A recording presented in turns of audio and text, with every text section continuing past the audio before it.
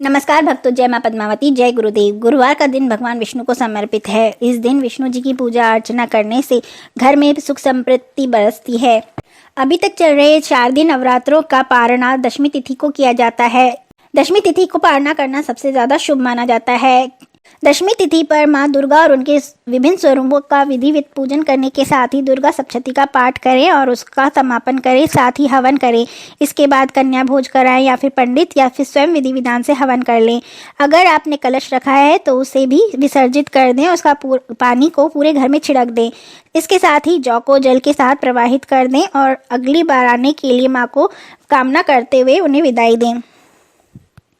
हिंदू धर्म में गुरुवार का दिन भगवान विष्णु को माना गया है। इस दिन पूजा अर्चना करने के साथ विभिन्न उपाय करने से घर में शुभ फलों की प्राप्ति होती है। घर परिवार में सुख समृद्धि की बढ़ोतरी होने लगती है। जीवन में सफलता पाने के लिए गुरुवार के दिन कुछ उपाय करने चाहिए। वे ये हैं: अगर आप अपने कार्यों की सफलता को लेकर बहुत ज़्यादा घबराते हैं या जब तक वो काम न बन जाए आपको टेंशन सी बनी रहती है, तो इस दिन माँ से एक मुट्ठी चावल लेकर उसे पोटली बनाकर अपने पास संभाल कर रखें। ऐसा करने से आपकी टेंशन घबराहट दूर होगी और आपको कॉन्फिडेंस आने लगेगा।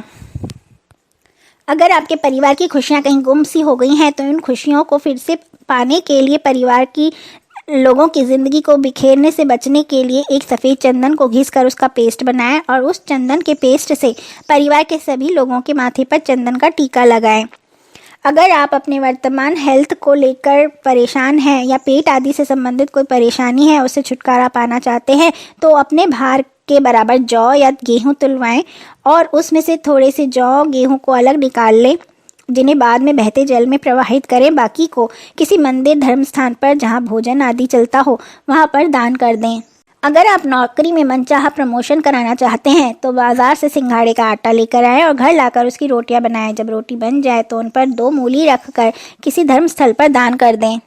अगर आप किसी मुसीबत में फंसे हुए हैं और उससे बाहर निकलने का कोई रास्ता नहीं सूझ रहा तो आटे का एक चौमुखी दिया बनाएं, उसमें सरसों का तेल भरें। अब उसमें बत्ती लगाएं, जो कि आप कोई सी भी ले सकते हैं, रुई की या कलावे की, और अपने घर के आंगन में उस हिस्से में जलाएं जहां पर आप बैठकर मंत्र जाप कर सकें और वहां बैठकर राहु के मंत्र ओम भ्राम भ्रीम भ्रौम सह राहवे नमः का जाप करें।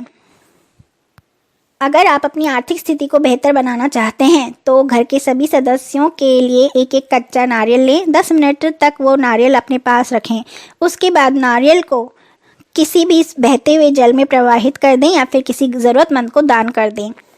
अगर आपको लगता है कि आपके आसपास शत्रुओं की संख्या दिन ब दिन बढ़ती जा रही है तो 1.25 किलो जौ या गेहूं के दाने लीजिए। अब घर की दक्षिण पश्चिम दिशा के कोने में किसी भारी बोझ के नीचे उनको रख दें, दबा कर रख दें और फिर किस दिन बाद उन जौ या गेहूं के दानों को वहां से निकाल कर किसी धर्म स्थल मंदिर में दान कर दें। ऐसा करने से आपके घर में चल रही परेशानी दूर हो जाएगी।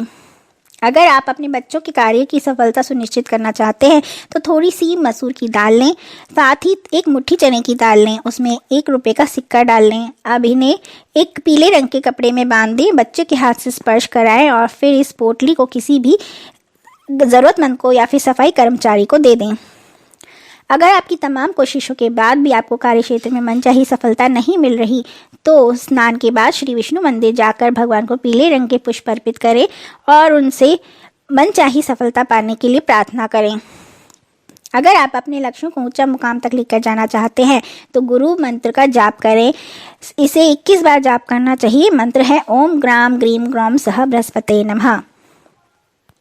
अगर आप अपने जीवन में सकारात्मक ऊर्जा बनाए रखना चाहते हैं तो देवगुरु बृहस्पति के ओम ऐं क्लीं बृहस्पते नमः का मंत्र का 108 बार जाप करें। यदि आप अपने जीवन को उत्साह से भर देना चाहते हैं तो किसी ब्राह्मण को 1.25 किलो चावल के साथ हल्दी की गांठ का दान करें और उनका आशीर्वाद प्राप्त करें।